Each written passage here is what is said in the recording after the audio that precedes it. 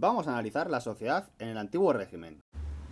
Cuando analizamos la sociedad del siglo XVII, la primera característica que tenemos que tener clara es que era una sociedad tremendamente desigual. La forma de organización social típica del antiguo régimen era la llamada sociedad estamental.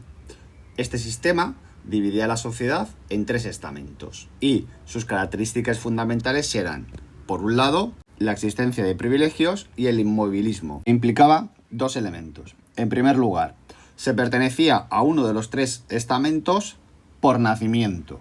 Esto es, si tu padre y tu madre eran nobles, pues tú ibas a ser noble. Y así con el pueblo llano. Por otro lado, el problema era que un representante del pueblo llano no podía en ningún momento ascender en la sociedad y pertenecer a la nobleza. Y al revés, tampoco un noble podía descender. La segunda característica es la existencia de privilegios dentro de esta sociedad. Esto provocaba una polarización, una división de la sociedad entre privilegiados y no privilegiados. ¿Quiénes eran los privilegiados? La nobleza y el clero. Y fundamentalmente sus privilegios eran la reserva de determinados cargos importantes del gobierno y de la administración solo para ellos, el hecho fundamental de no pagar impuestos y poseer leyes propias únicas y exclusivas para ellos.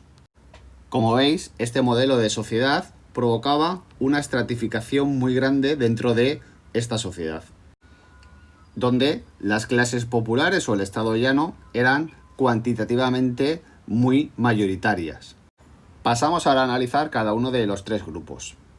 El primer estamento era el de la nobleza, que a pesar de su importancia, no todos eran iguales, puesto que se divide entre alta y baja nobleza. La división fundamental tiene que ver con que la alta nobleza son los grandes propietarios, por lo tanto su posición económica es mucho más acomodada, posee dentro de sus territorios señorío jurisdiccional, esto es, un amplio poder dentro del territorio que controlan, y monopolizaban los altos cargos de tanto la administración como el ejército. Esto es, solo ellos podían acceder a los cargos más elevados dentro del Estado. Por su parte, la baja nobleza, que tenía peor situación económica, va a pretender mejorar su situación económica a través del matrimonio de sus hijos con otros hijos de miembros de la burguesía adinerada, de forma que había un intercambio. Esta burguesía podía ascender socialmente y la nobleza, esta baja nobleza, podía mejorar su situación económica.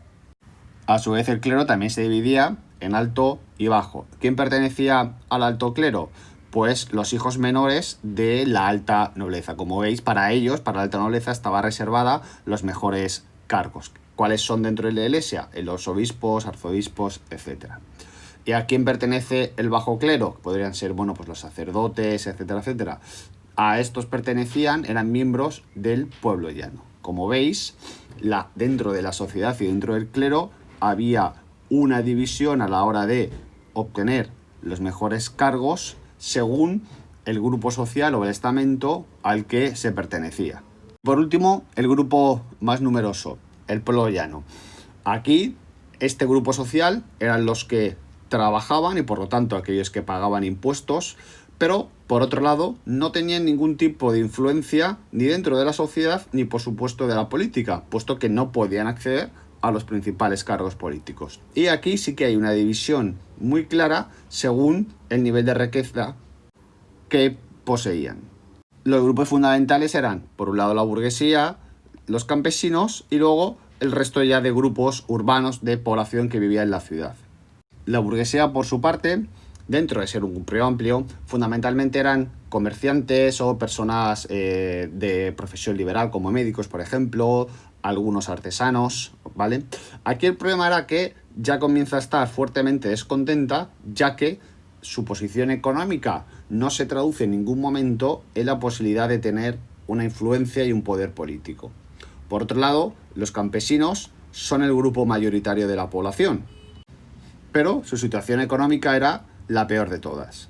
Así nos encontramos que a finales del siglo XVIII tenemos 3 grupos sociales, unos con privilegios y el Estado llano, que como veis se siente oprimido o aplastado por el peso de los dos grupos con mayor influencia. Así, por lo tanto, esta fuerte sensación de desigualdad será la mecha que comience a encender los grandes conflictos que surgirán en los inicios del siglo XIX.